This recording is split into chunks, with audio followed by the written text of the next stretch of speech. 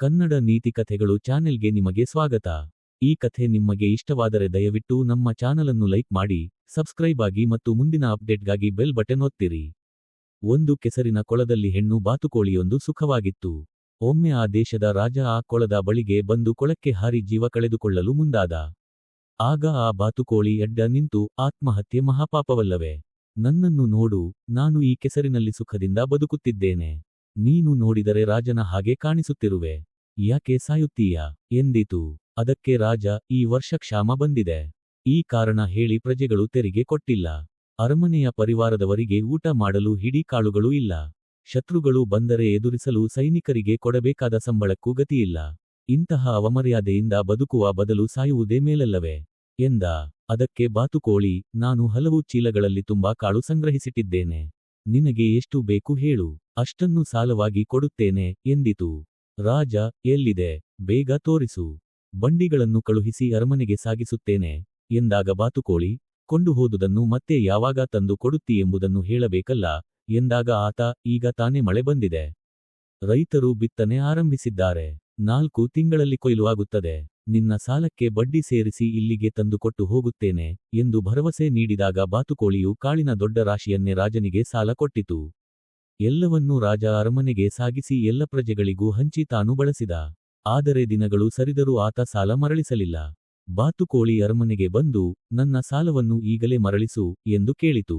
ರಾಜ ತನಗೆ ಒಂದು ನೆನಪೇ ಇಲ್ಲದಂತೆ ನಟಿಸಿದ. ರಾಜನ ಮೋಸ ತಿಳಿದ ಬಾತುಕೋಳಿಗೆ ದುಃಖ ಮತ್ತು ಸಿಟ್ಟು ಉಕ್ಕಿ, ಮೋಸ ಮಾಡಬೇಡ. ನನಗೂ ಹಲವು ಸ್ನೇಹಿತರಿದ್ದಾರೆ. ನೀನು ನನ್ನ ಸಾಲ ಮರಳಿಸದಿದ್ದರೆ ಅವರನ್ನು ಕರೆದುಕೊಂಡು ಬರುತ್ತೇನೆ ಎಂದಾಗ ರಾಜ ನಕ್ಕು, ನಿನಗೆ ಅಂತಹ ಸ್ನೇಹಿತರಿರುವರೆ? ಅಬ್ಬಬ್ಬಾ, ನೀನು ಯಾವ ದೇಶದ ರಾಣಿ ಎಂದ. ನಿರಾಶೆಯಿಂದ ಬಾತುಕೋಳಿ ಮರಳಿ ಕೊಳಕ್ಕೆ ಬಂದಿತು. ಅದು ಕೊಳದೊಂದಿಗೆ, ನನ್ನ ಸಾಲವನ್ನು ರಾಜನಿಂದ ವಸೂಲು ಮಾಡಲು ನನಗೆ ಸಹಾಯ ಮಾಡುವೆಯಾ ಎಂದಾಗ ಕೊಳದ ನೀರು, ಖಂಡಿತ. ಆದರೆ ನನ್ನನ್ನು ಜೊತೆಗೆ ಹೇಗೆ ಕರೆದುಕೊಂಡು ಹೋಗುವೆ ಎಂದಿತು. ಅದಕ್ಕೆ ಬಾತುಕೋಳಿ ಕೊಳದ ಎಲ್ಲ ನೀರನ್ನು ಚೀಲದೊಳಗೆ ತುಂಬಿಕೊಂಡು ಹೊರಟಿತು. ಆಗ ಅದಕ್ಕೆ ಕಣಜದ ಹುಳ ಎದುರಾಯಿತು.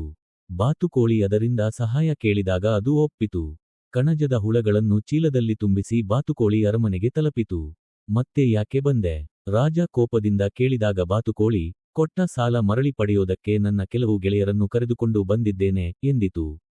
ರಾಜ ಸೇವಕರನ್ನು ಕರೆದು, ಧಗಧಗ ಉರಿಯುವ ಬೆಂಕಿ ಒಲೆಯ ಮೇಲೆ ಮಡಕೆಯನ್ನಿಟ್ಟು ಅದರೊಳಗೆ ಈ ಬಾತುಕೋಳಿಯನ್ನು ಹಾಕಿ ಬೇಯಿಸಿ ಎಂದು ಆಜ್ಞಾಪಿಸಿದ. ಸೇವಕರು ಹಾಗೆ ಮಾಡಲು ಮುಂದಾದಾಗ ಬಾತುಕೋಳಿ, ನೀರಣ್ಣ, ಬಾ ಕಾಪಾಡು ಎಂದು ಕೂಗಿತು. ಆಗ ಚೀಲದಲ್ಲಿ ಕಟ್ಟಿಕೊಂಡು ಬಂದಿದ್ದ ನೀರು ಧಾರಾಕಾರವಾಗಿ ಸುರಿದು ಬೆಂಕಿ ಆರಿಸಿತು. ಆಗ ರಾಜ ಬಾತುಕೋಳಿಯ ಕತ್ತು ಹಿಡಿದು ಕೊಯ್ಯಲು ಮುಂದಾದಾಗ ಬಾತುಕೋಳಿ, ಕಣಜಣ್ಣ ಬಾ ಎಂದು ಕರೆಯಿತು. ಆಗ ಗೂಡಿನಿಂದ ಸಾವಿರಾರು ಹುಳಗಳು ಬಂದು ರಾಜನಿಗೆ ಒಂದೇ ಸವನೆ ಕುಟುಕಲಾರಂಭಿಸಿದವು. ಅದರ ವಿಷದಿಂದ ರಾಜನ ಇಡೀ ದೇಹ ಕುಂಬಳಕಾಯಿಯಂತೆ ಊದಿಕೊಂಡಿತು. ರಾಜ ಗೋಳಾಡುತ್ತಾ, ನನ್ನ ಜೀವ ಉಳಿಸು, ನಿನ್ನ ಸಾಲ ಮರಳಿ ಕೊಟ್ಟೀನಿ ಎಂದು ಬೇಡಿದಾಗ, ನಿನ್ನ ಖಜಾನೆಯ ಬೀಗದ ಕೀಲಿಕೈಯ ಗೊಂಚಲು ತಂದುಕೊಟ್ರೆ ಜೀವ ಉಳಿಸುತ್ತೇನೆ ಎಂದು ಬಾತುಕೋಳಿ ಹೇಳಿತು. ರಾಜ ಕೀಲಿ ಕೈಯನ್ನು ಅದರ ಕೈಗೆ ತಂದುಕೊಟ್ಟಾಗ ಅದನ್ನು ಹಿಡಿಯುತ್ತಲೇ ಬಾತುಕೋಳಿ ಚಂದದ ರಾಜಕುಮಾರಿಯಾಯಿತು. ರಾಜನಿಗೆ ಅಚ್ಚರಿಯಾಗಿ, ಬಾತುಕೋಳಿ ಹೆಣ್ಣಾಗುವುದೆಂದರೇನು? ನೀನು ಯಾರು ಎಂದು ಕೇಳಿದ. ಅದಕ್ಕೆ ಆ ರಾಜಕುಮಾರಿ, ನಿನ್ನ ಅಪ್ಪ ಮಾಟಗಾತಿಯರ ಮೂಲಕ ನಮ್ಮ ರಾಜ್ಯವನ್ನು ಕಬಳಿಸಲು ನನ್ನನ್ನು ಬಾತುಕೋಳಿಯನ್ನಾಗಿ ಮಾಡಿದ. ಈ ಕೀಲಿಕೈಯ ಗೊಂಚಲಲ್ಲಿ ಆ ರಾಜ್ಯದ ಕೀಲಿಕೈಯೂ ಇದೆ. ಅದು ಕೈ ಸೇರಿದ ಕೂಡಲೇ ನನಗೆ ಮೊದಲಿನ ಜನ್ಮ ಬರುತ್ತದೆಂದು ನನಗೆ ತಿಳಿದಿತ್ತು. ಈಗ ಮೊದಲಿನ ರೂಪ ಬಂದಿದೆ.